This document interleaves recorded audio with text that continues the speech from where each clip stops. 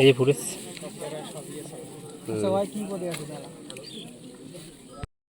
রাত 3টের সময় পার করে দিচ্ছে আমাদের বাংলাদেশের বিজিবি, আমরা পাবলিক সহ আবার ঢুকিয়ে দিয়েছি ভারতে।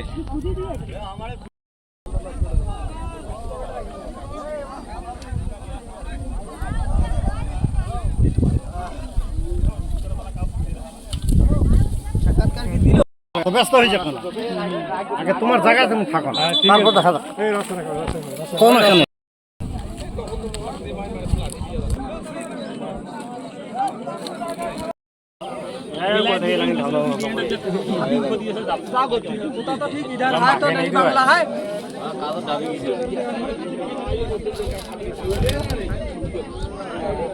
জানে বলে বাংলা কেমন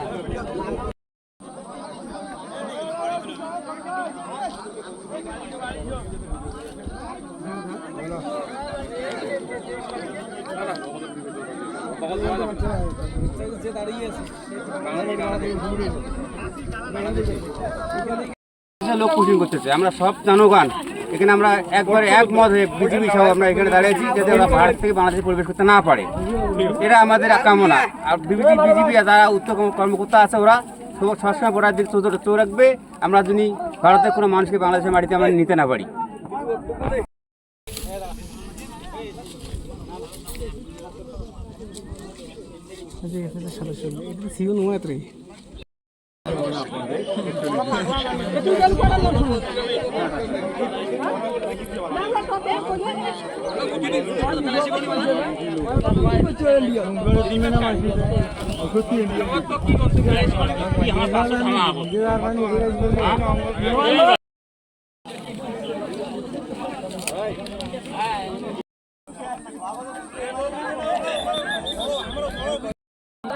মানে শুভেন্দু অধিকারী যখন থেকে মনে করেন যে তারা ক্ষমতায় আসছে বিজেপির পক্ষ থেকে, তখন থেকে তারা মানে ভারত থেকে মানে কিছু লোক বাইর করবে নাকি এটা নাকি তারা মানে পদক্ষেপ নিতেছে।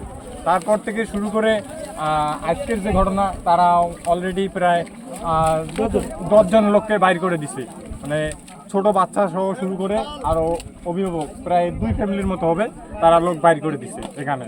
তাই আমরা মানে পাবলিক থেকে শুরু করে তোমার বিজিবি 61 ব্যাটালিয়ন তারা সজাগ ভূমিকা রাখতেছে এবং তারা মানে কঠোর ভূমিকা পালন করতেছে যে তারা সীমানায় কোনো প্রকারভাবে যেন তারা লোক বাংলাদেশে প্রবেশ না করে।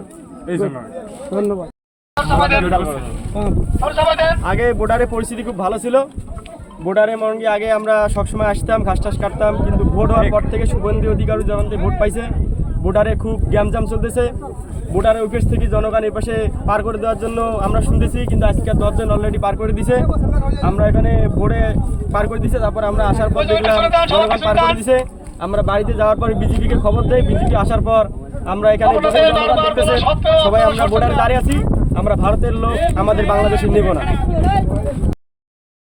60টা বিএসএফ কর্তৃক 10 জন শুরু করছে। সুন্দরকা বরাবর আমরা এদেরকে প্রতিহত করি, স্থানীয় গণ্যমান্য ব্যক্তি এবং বিজেপি সহ তাদেরকে আমরা সীমান্তে আটকাই এবং বর্তমানে তারা সীমান্তের রেখা থেকে 30 গজ ভারতের অভ্যন্তরে আছে। বিজেপি কঠোর অবস্থানে আছে, অন্যদিকে বিএসএফও কঠোর অবস্থানে আছে।